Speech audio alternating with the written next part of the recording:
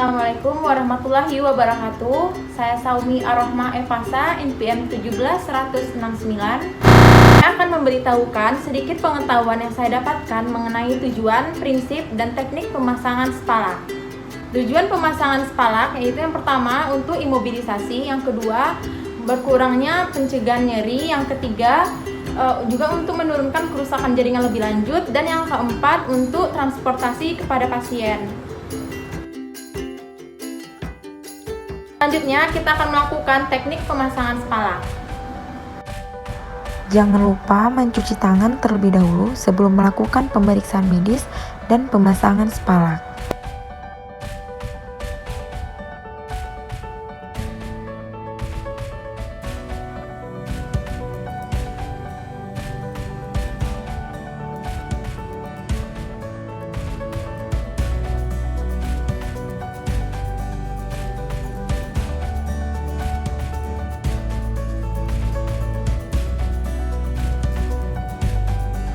Ibu, saya akan melakukan pemasangan bide pada bagian kaki ibu yang mengalami patah.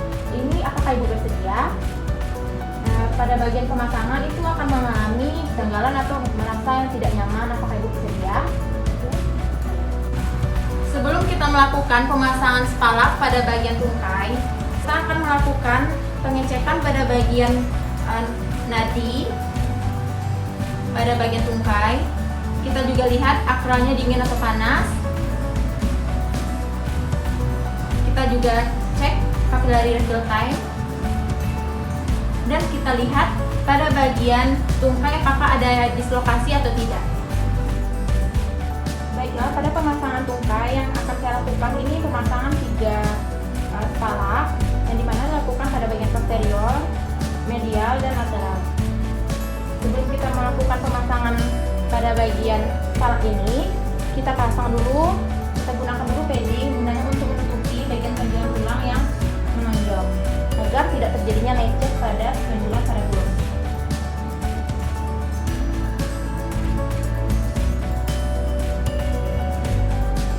Selanjutnya kita balutkan plastik perban. Kita membalutkan plastik perban itu seperti ini guna untuk gampangnya terjadinya pembalutan.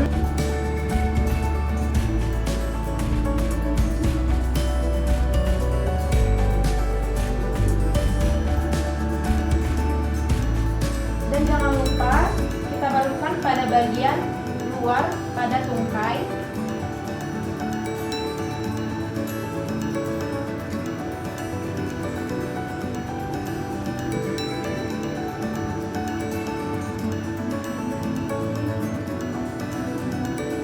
Dari perbannya guna untuk merapikan gulungan dan memudahkan untuk menghitung berapa buah lilitan yang terjadi pada perban elastis.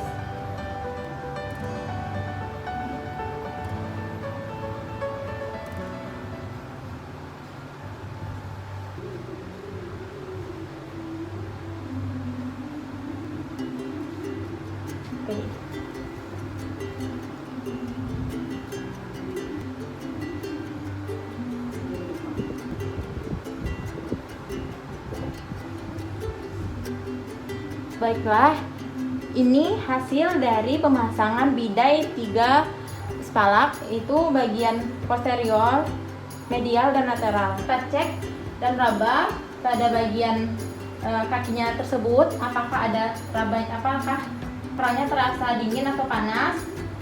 Kita raba bagian refilling kapillernya dan kita tanyakan kepada pasien apakah pasien itu merasakan terlalu kuat atau terlalu longgar. Jangan lupa kita elevasikan tungkai setinggi 30 derajat.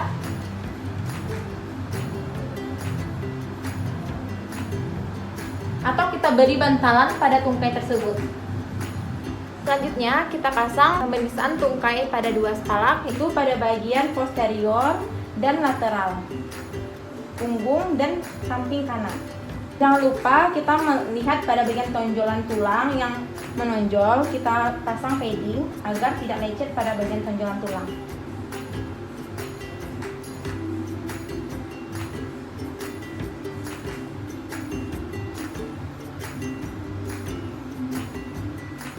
Kita gulung dengan perban elastis sama dengan 3 spalak. Bedanya ini hanya pada bagian posterior dan lateral.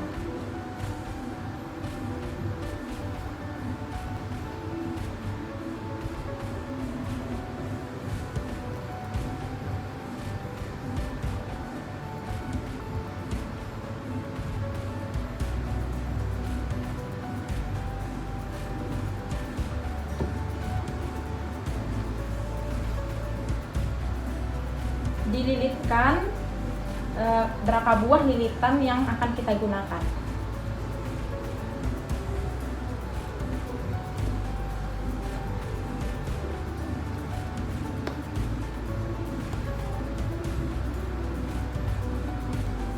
Setelah bidai terpasang, dan jangan lupa kita melakukan pemeriksaan nervus vestibularis. Jangan lupa kita elevasikan tungkai setinggi 30 derajat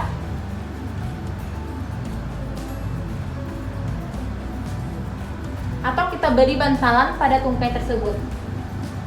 Selanjutnya kita pasang pemeriksaan tungkai pada 2 spalak, yaitu pada bagian lateral dan pada bagian medial. Lateral dan medial.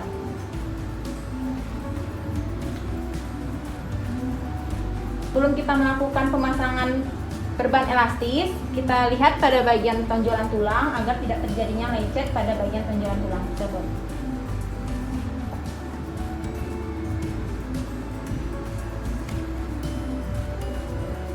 Pemasangannya sama dengan menggunakan 3 spalak dan 2 spalak pada bagian posterior dan medial. Dan jangan lupa kita memasangkan bidai pada bagian kaki luar.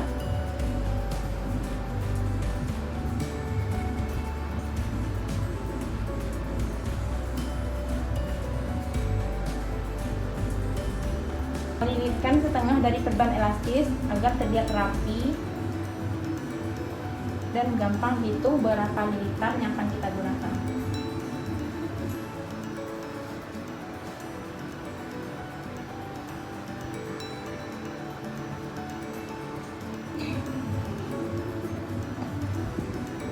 Kita teruskan.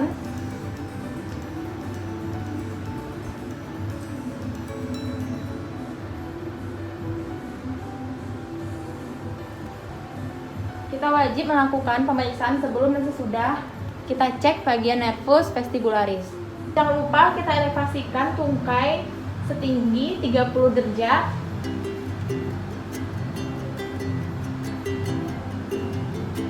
atau kita beri bantalan pada tungkai tersebut. Setelah pasangan tungkai, kita lakukan pemeriksaan lengan, yaitu pada bagian 3 spalak, pada bagian posterior, lateral, dan medial. Ibu, saya akan memasang pada bagian lengan ibu yang patah.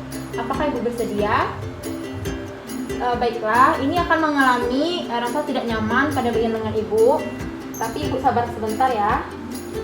Sebelum pemasangan bidai pada lengan, jangan lupa kita melakukan pemeriksaan cek nervus vestibularis, kapiler, raba bagian nadinya, kerangnya dingin atau panas, dan kita lihat bagian mana yang terjadinya dislokasi. 3 bidai atau 3 spalak. Pertama kita lakukan pada posterior, pada bagian medial, dan lateral. Sebelumnya, balutan pada perban elastis, tidak lupa kita pasang pada bagian tonjolan tulang agar tidak terjadinya lecet, yaitu padding.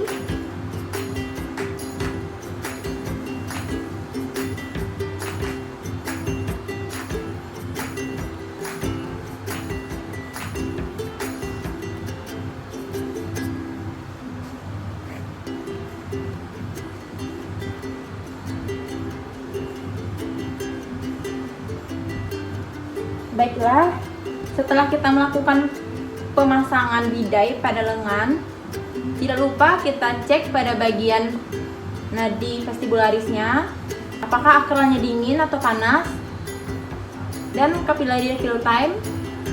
Serta kita tanyakan kepada pasien apakah merasa nyaman atau tidak. Apakah ibu nyaman? Sudah cukup, ini tidak terlalu longgar. Baiklah, pemasangan lengan yaitu 2 bidai atau 2 spala bagian posterior dan medial.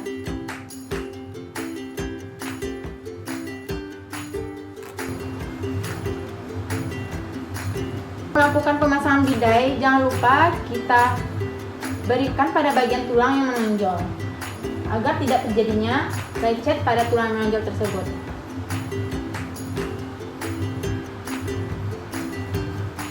Pemasangan dengan menggunakan perban elastis, tekniknya sama dengan melakukan pemasangan tungkai, dilakukan setengah dari perban elastis tersebut agar pemasangannya rapi dan gampang dihitung berapa buah lilitan yang akan kita gunakan pada pemasangan lengan traktor pada lengan tersebut.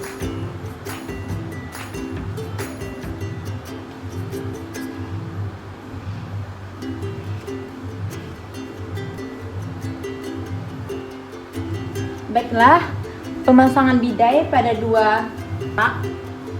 Setelah selesai, jangan lupa kita melakukan pemeriksaan pada bagian lengan. Kita cek akralnya dingin atau panas.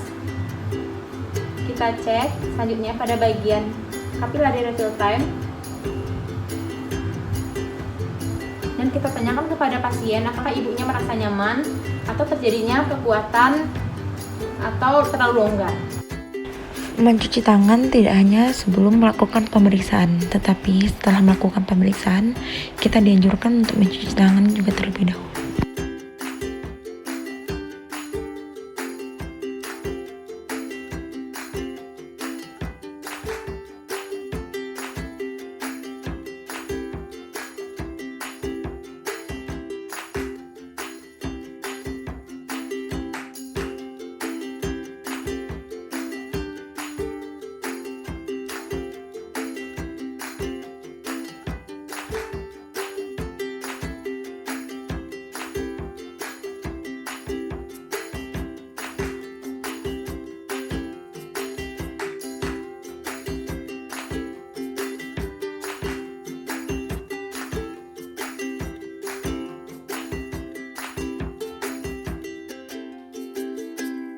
Prinsip pemasangan spalak yaitu yang pertama harus melewati 2 sendi, yang kedua mengembalikan posisi anatomi, yang ketiga kan tonjolan pada tulang itu seperti pending, yang keempat jangan terlalu longgar dan jangan terlalu kuat.